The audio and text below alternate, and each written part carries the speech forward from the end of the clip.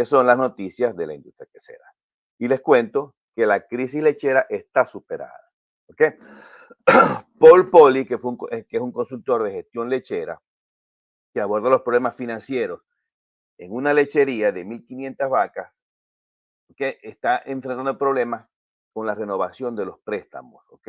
Paul identifica tres áreas claves para el cambio, que son la optimización del ordeño, ¿ok? La reducción de los costos de alimentación y un programa de cría simplificado. En relación, no siempre es de, como les digo, no solamente yo hablo de quesos artesanales, también hablo de cómo promocionar nuestros quesos artesanales. Y hoy les quiero hablar de un tema que para mí es muy importante y es el arte de promocionar nuestro portafolio. Y les voy a hablar de algunas estrategias de marketing, pero aplicado específicamente a los quesos artesanales. ¿Ok?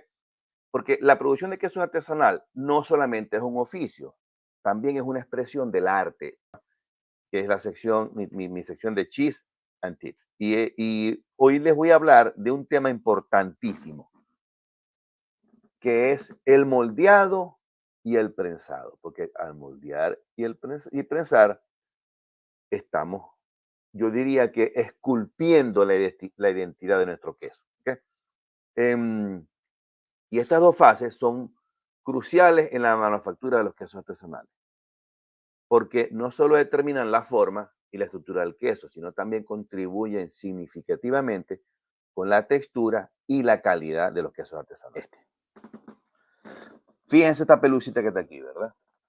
Y fíjense, este es un queso que estaban madurando, lo que es un cheddar, y el queso desarrolló esa película.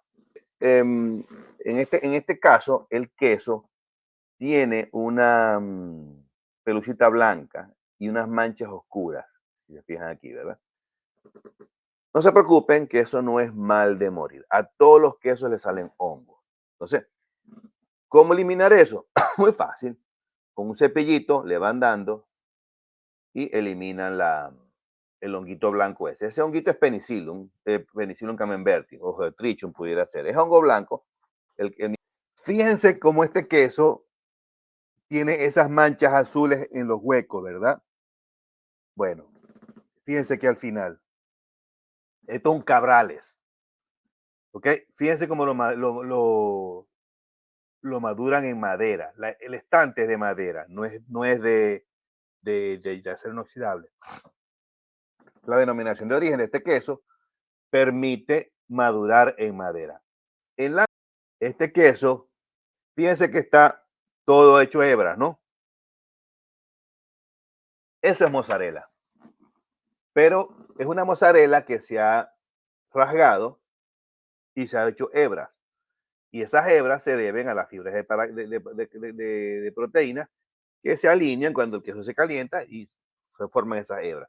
Pero eso no es todo, ¿no? Sino que esas hebras se mezclan con crema de leche. Y ese queso que ustedes ven allí, o esa mezcla de mozzarella, de queso mozzarella y crema, ese queso se llama stracciatella.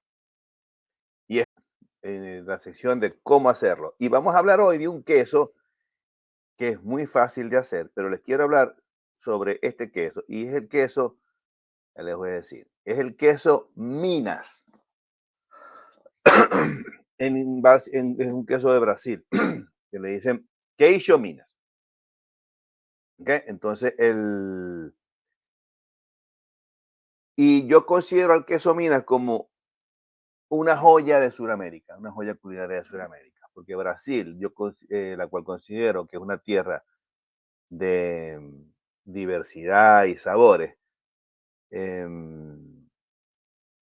guarda, además del queso Minas, otros tipos de quesos, ¿no? Necesito comprar un cuajo. ¿A quién usa? Pero, ¿qué cuajo me recomiendas?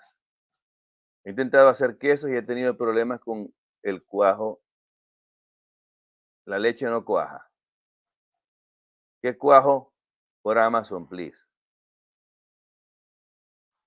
Debería haber una sección de chistes. Bueno, Nelson, fíjate. Te voy a responder esa pregunta con otra pregunta.